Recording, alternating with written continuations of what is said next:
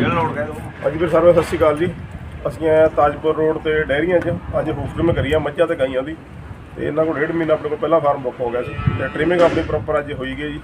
ਤੇ ਮੱਝਾਂ ਦੇ ਵੀ ਕਰਦੇ ਆਪਾਂ, ਗਾਈਆਂ ਦੇ ਵੀ ਕਰਦੀ। ਪਹਿਲਾਂ ਥੋੜਾ ਜਿਹਾ PDF ਮੇਲੇ ਦੇ ਵਿੱਚ ਬੀਜੀ ਸੀ, ਉਹਦਾ ਡੰਗਰ ਨੂੰ ਆਪਾਂ ਤਿਆਰ ਕਰਿਆ ਤੇ ਹੁਣ ਆਪਣੀ ਅੱਜ ਟ੍ਰਿਮਿੰਗ ਇੱਧਰ ਹੋ ਗਈ ਹੈ। ਠੀਕ ਹੈ ਜੀ, ਧੰਨਵਾਦ, ਸਤਿ ਸ਼੍ਰੀ ਅਕਾਲ ਜੀ।